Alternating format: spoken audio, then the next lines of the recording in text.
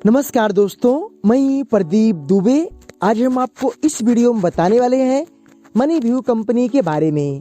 दोस्तों, money view company कैसे काम करती है, क्या आपको इस कंपनी से लोन लेना चाहिए, क्या ये कंपनी आरबीआई रजिस्टर है, अगर आप इस कंपनी का लोन ईएमआई पैड नहीं कर सकते हो तो ये कंपनी आपके संग क्या कर सकती है।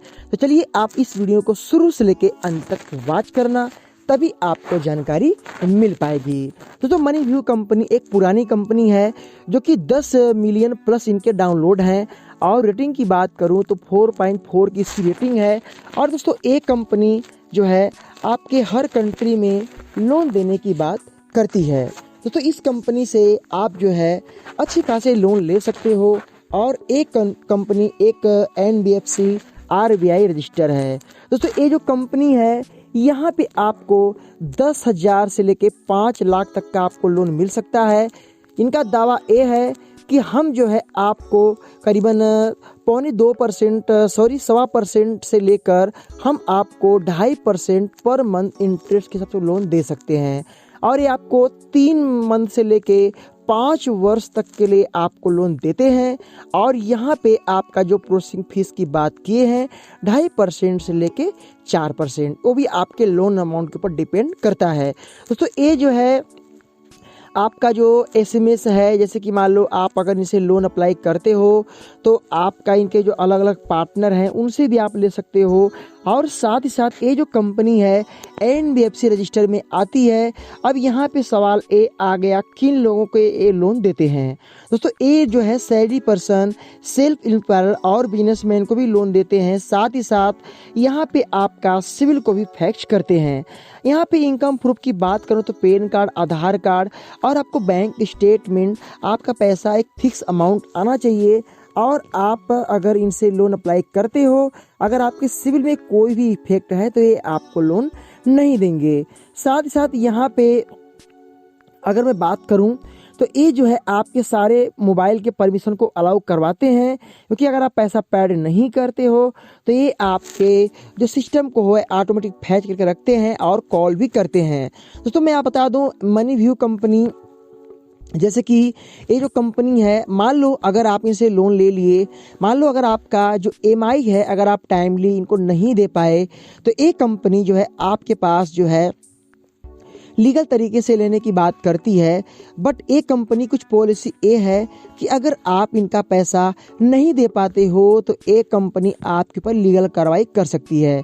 क्या इनका जो लीगल कार्रवाई होता है सही तरीके से या जेन्युइन तरीके से होता है? दोस्तों, मैं आपको बता दूं, कोई भी कंपनी हो जो एनबीएफसी रजिस्टर में आती है, अगर वो कंपनी आपको हैरेसमेंट या ईसीएस पेनल्टी चार्ज या अधिक ओवरड्यू चार्ज अगर लगा के आपको परेशान कर दी है तो कभी भी वो कंपनी जो है आपके ऊपर लीगल कार्रवाई नहीं कर पाएगी, क्योंकि आरबीआई के अनुसार किसी भी कंपनी को ये अधिकार नहीं है कि आपके कॉन्टैक्ट नंबर जो आपने जो अलाउ परमिशन करते हो उस पर सभी कॉल करके आपको हैरेसमेंट करे।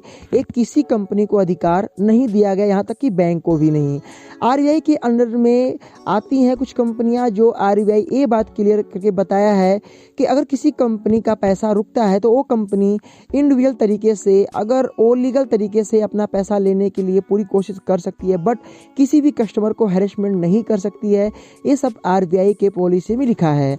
बट दोस्तों, यहाँ पे काफ़ी लोग जो है इस कंपनी से थोड़ा डरते हैं, क्योंकि ये कंपनी अगर आपका ईसीएस बाउंस होता है तो पेनल्टी चार्ज तो लगता है, साथ कॉल भी इनके तरफ से काफ़ी ज़्यादा आते हैं। तो दोस्तों, यहाँ पे क्या है, काफ़ी लोग के पास लीगल नोटिस भी ये कंपनी भेज चुकी है।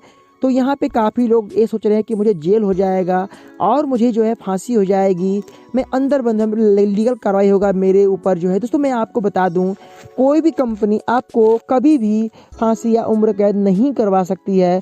लोन जो होता है ये आपके डॉक्यूमेंट बेस आपके ऊपर लोन मिलता है। आप बिजनेस प्रॉपर्टी लोन अगर आप लेते हो तो उसमें भी आपको जेल नहीं होती है। जो है यहाँ पे कोर्ट्स जो है आपके पूरे प्रॉपर्टी को सीज कर देती है और उसको जो है कंपनी और बैंक को अधिकार देती है कि आप इसको बेच के पैसा वसूल कर लो। यहाँ पे अनसिक्योर जो लोन होता है, अगर आप उसे ले लेते हो और आप पैड नहीं कर पाते हो तो कंपनी आपका सिविल खराब करेगी। अगर बड़ा अमाउंट है तो कंपनी जो है कोर्ट के चक्कर काटेगी, वहाँ से आप कुछ लीगल प्रोसीडिंग करना पड़ेगा और कंपनी को जितना अधिकार रहता है उतना अधिकार आपको भी रहता है और आपको भी अपने पक्ष में कहने का अधिकार मिलता है। बट कोई भी कंपनी छोटे मोटे लोन के लिए कभी भी कोर्ट में नहीं जाती है। वैसे तो कुछ कंपनियां ऐसी हैं जो लीगल तरीके से पैसा लेने के लिए कोशिश करती हैं और कुछ कंपनियां ऐसी हैं जो सेटलमेंट कर लेती हैं। दोस्तों यहाँ पे देखो, यहाँ पे सवाल ये है, सेटलमेंट का मतलब है दिवाला निकल जाना। जैसे कि अब आपके पास कोई अमाउंट नहीं है, आपका दिवाला निकल चुका है, तो वहाँ पे क्या होता है कि बैंक और कंपनी आपसे सेटलमेंट करती है कि आप हमसे सेटलमेंट कर लीजिए, हम आपके पूरे अमाउंट में जो आपका पैसा है काट कपट के कुछ ही में हम सेटलमेंट करके आपसे दूर हो जाएंगे। दोस्तों इस तरीके से होता है। तो ये जो कंपनी है ये लीगल है, बट अगर आपको हैरेसमेंट की है, परेशान की है, आपके कांटेक्ट में बहुत कॉल की है, बहुत ज़्यादा पेनल्टी चार्ज लगाई है, तो आप इनसे डरिए मत, आप साइबर क्राइम में कंप्लेन कीजिएगा, पूरा आपका सपोर्ट होगा। बट दोस्तों अगर पैसे हैं तो पैसे पैड कीजिए, किसी कंपनी का पैसा बेईमानी मत करना, गलत है। अगर आप लोन ले रहे हो तो पहले सोच समझ के लोन ली, क्योंकि आप किसी से कर्ज अगर ले रहे हो तो पे करने का अधिकार आपका बनता है। अगर आपको ये वीडियो अच्छा लगा इसे लाइक करना, शेयर करना, आपके मन में कोई भी सवाल है तो कमेंट करना।